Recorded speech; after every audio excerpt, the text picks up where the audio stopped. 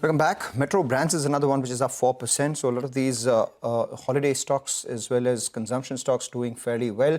Good news, flight operations have resumed at Srinagar Airport, so that does well for all the travel and tourism stocks too. Speaking about travel and tourism, Chalet Hotels reported a very good set of fourth quarter numbers in line with how the industry has performed so far as well, a tad better if you must.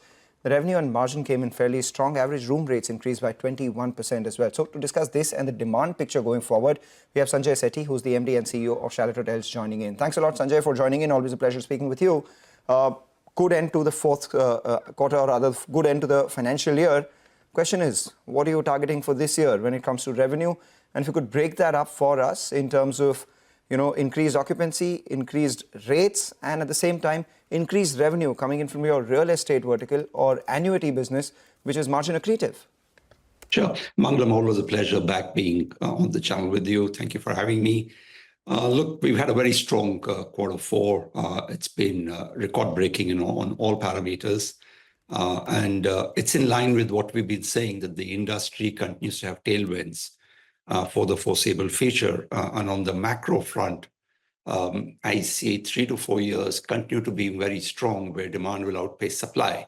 And therefore, we'll see some small occupancy improvements in stabilized hotels. But more importantly, we should see rate improvements going forward.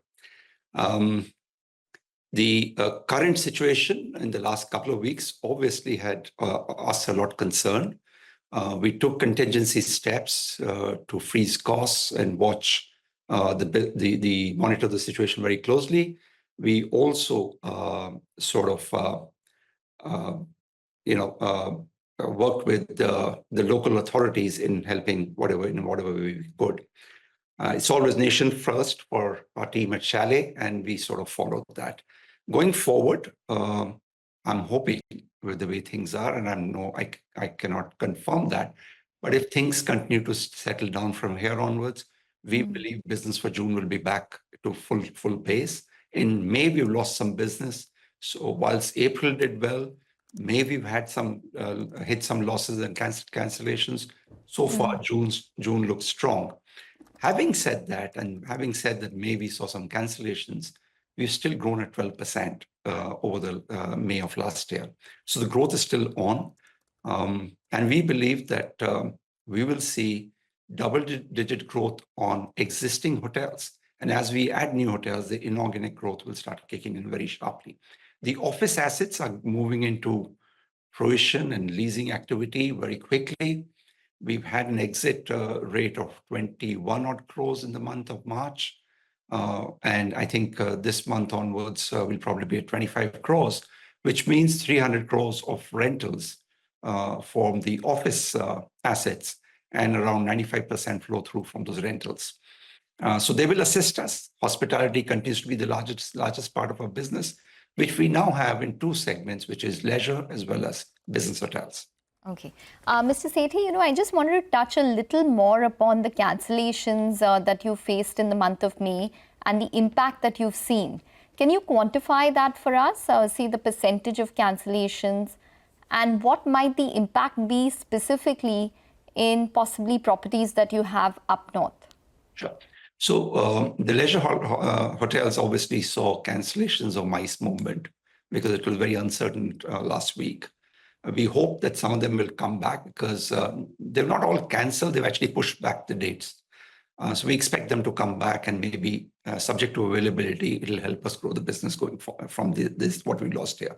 As I said, we are still, despite what's happened in the last 2 weeks, as of 11th of, as of May, 12th of May, we are 12% over last year for the first 12 days of May.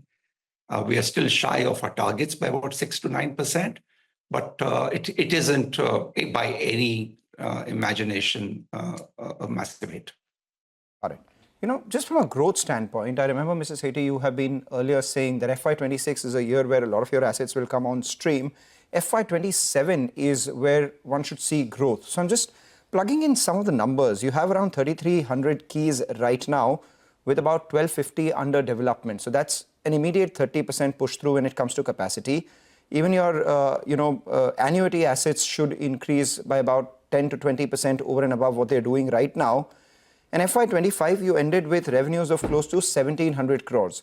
Assuming you do 2,000 crores, basis what you've been talking about in FY26, are we looking at numbers close to 2,500 crores on the top line with 40% plus margins in FY27? Would there be a fair estimate? So we don't give forward-looking numbers, but I would say your numbers are not too far off. We have our own assessment of the situation. We believe we'll do better than that. Right. So 2,500 crore is achievable by FY27 with 40% plus margins. Also in your balance sheet. We have delivered 46, 47% margins now. So it's not just 40% margin, it's north of 45%. And as office assets mature, the margin will also improve.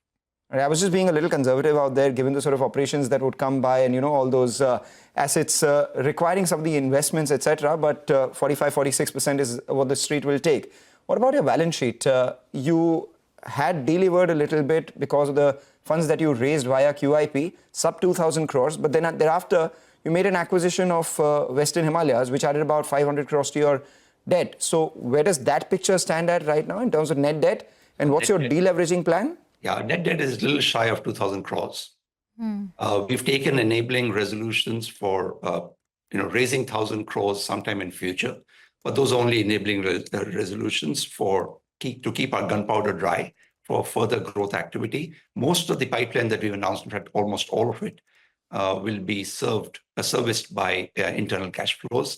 But if we get some opportunities going forward, we'd like to keep the balance sheet in a situation where we can actually activate some of those. Our overall goal is to go north of 5,000 rooms in between pipeline and operating hotels. Okay.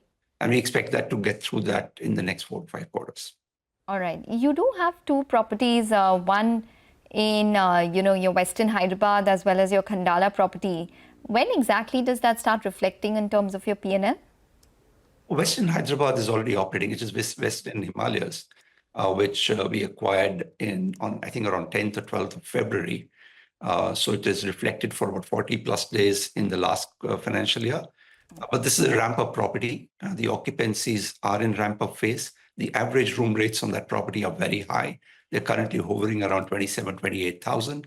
Occupancies at about 43 to 45%, and we believe they will stabilize at about 60% going forward. On the Duke's Retreat in Khandala, we have 73 rooms operational, but we didn't have a banquet hall ready. That's getting ready by end of this month. And with that and the expansion on rooms to 145, we expect this property to really kick in from October of this year. All right. All right, Mr. Sethi, we're going to leave it on that note. Thanks very much for joining in and speaking with us. So that's Chalet Hotels. That stock is down around 0.5%. Yes, they did see some amount of impact on account of the geopolitical tensions in the past week odd, but nonetheless, on a year-on-year basis, the month of May is still up around 12%. So that's important to note. We need to take a short break, but on the other side, we'll get you more on the market. Stay tuned.